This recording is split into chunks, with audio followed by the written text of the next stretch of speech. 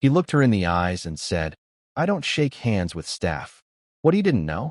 That staff was about to pull $2 billion from under his feet.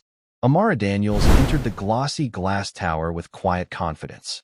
She didn't wear diamonds or designer brands, just a clean gray suit, low heels, and a gold pin on her lapel that only the sharpest eyes would recognize. She walked into the executive conference room, where billionaire Charles Grant was preparing to pitch for a $2 billion investment. Amara wasn't his assistant, and she wasn't there to take notes.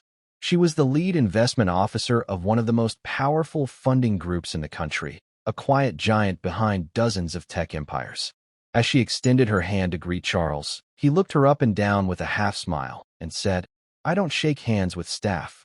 Then he turned and greeted the white junior associate standing behind her. A few people in the room froze.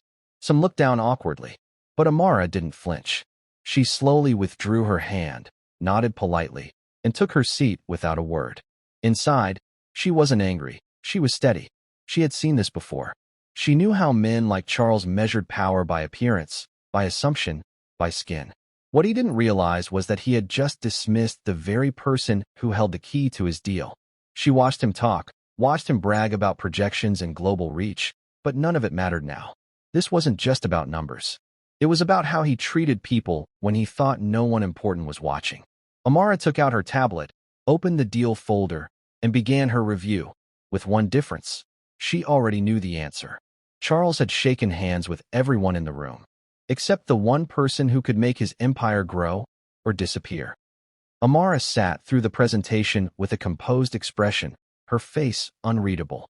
Charles was in full performance mode, clicking through slides filled with bold numbers, colorful charts, and buzzwords that echoed across the boardroom. He spoke about market dominance, IPO timelines, international partnerships. His voice was loud. His ego was louder. But Amara wasn't impressed. She'd heard it all before. What she looked for in founders wasn't just data, it was depth, integrity, leadership, and all she saw in Charles was someone who couldn't see past a woman's skin or a name on a badge. She noticed how he ignored her every time she asked a question, how he directed answers to the men in the room, even when she was the one who had asked. Still, she stayed quiet, writing notes, observing not just what he said, but how he carried himself. She watched how he interrupted others, dismissed concerns, and bragged instead of listening. By the time the presentation ended, her notes weren't about revenue or product, they were about risk. Leadership risk, brand risk, human risk. When the room finally fell silent, Charles leaned back in his chair, smiling proudly, as if the deal was already done. But Amara simply closed her tablet and stood up. "Thank you for your time," she said calmly. Charles barely nodded, already turning to shake hands with someone else. And just like that, the meeting was over. No one in that room realized what had just happened. But Amara had made her decision, not out of emotion, but out of experience. She didn't need to raise her voice or prove her worth. She had seen enough. And in her world, quiet decisions often carried the loudest consequences. Back at her office, Amara walked into the boardroom where a few senior partners from the fund were waiting. She didn't bring slides or a presentation. She didn't need to. These people trusted her judgment. They always had. She sat down, folded her hands, and spoke clearly. "I've reviewed the pitch. The numbers are solid, but I'm recommending we walk away. It's not the business. It's the leadership." The room went quiet. No one questioned her. They knew Amara didn't make decisions lightly. She explained what she saw, not just arrogance, but a culture built on ego. A man who couldn't respect people unless they looked like him. A tone-deaf leadership style that would be a liability down the line. "If he couldn't recognize who I was in that room, what else is he blind to?" she asked. One by one, the partners nodded. The vote was unanimous. They would pull the deal. $2 billion, gone in a single meeting. Not out of revenge, but out of principle. The official notice went out that same afternoon. Funding declined. Opportunity closed. No further details. No need for drama. Charles didn't even know yet. While he was probably still celebrating, the floor beneath him had already begun to crack. Amara didn't smile, didn't gloat. She just returned to her desk, opened the next file, and kept going. Because this wasn't personal, it was business. But it was also a reminder. In the world Amara worked in, power didn't need to speak loudly. Sometimes it moved quietly, efficiently, with purpose. And by the time people noticed what had happened, it was already too late. Charles had walked past a handshake and lost everything it was holding. Charles didn't find out about the pulled investment until 3 days later. He was boarding a private jet when his assistant handed him the email. It was brief, no explanation, no follow-up, just one cold line. Funding declined. Terms withdrawn. At first, he thought it was a mistake. He called the fund directly, demanded answers, but no one picked up. His emails went unanswered. When he finally reached someone on the phone, all they said was, "The decision is final." That was it.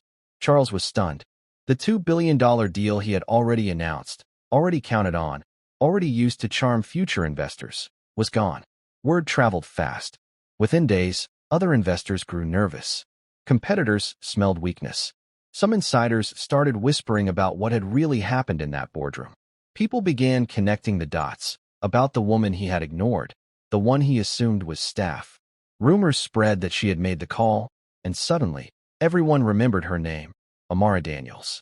The woman Charles hadn't thought twice about was now the center of every closed-door conversation. It wasn't just a PR disaster, it was a reputation shift. Big money players started pulling back from Charles's future ventures. Journalists started asking quiet questions. Former allies distanced themselves. For a man used to controlling every room he walked into, this silence was suffocating. And the worst part? He couldn't fight it. Because no one was publicly attacking him, he had done it to himself. Disrespect doesn't always explode. Sometimes it just echoes. And now, everywhere he turned, Charles could feel it.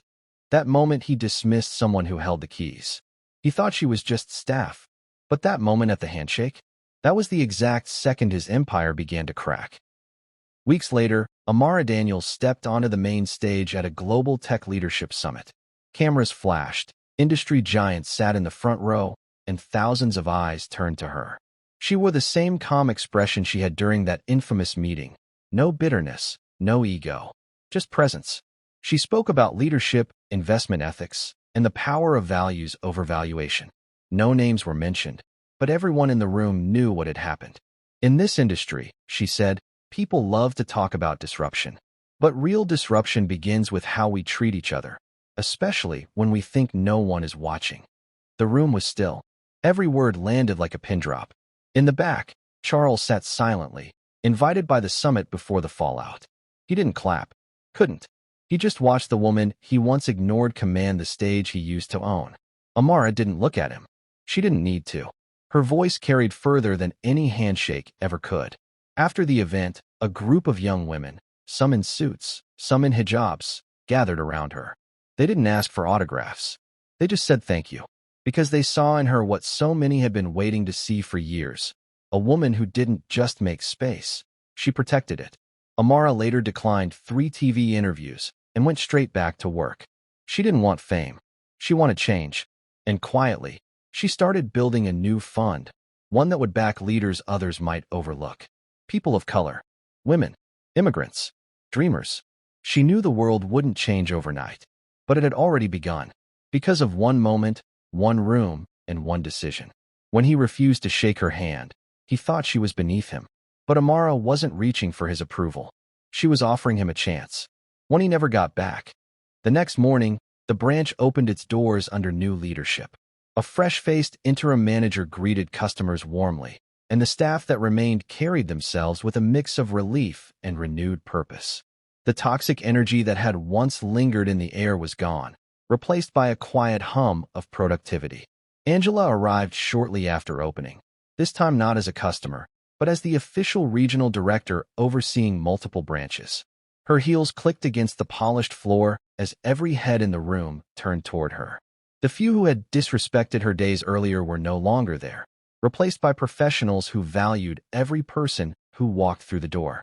She approached the counter where she had been dismissed, running her hand along the smooth wood. The young teller behind the glass smiled nervously, unaware of the history in this spot. "Good morning, Miss Carter. How can I help you today?" Angela returned the smile. "Just here to make sure everything is running as it should," she said, her tone warm but firm. Customers nearby whispered her name, some recognizing her from the commotion earlier in the week. Before leaving, she addressed the staff, her voice carrying a message that was both a warning and an inspiration.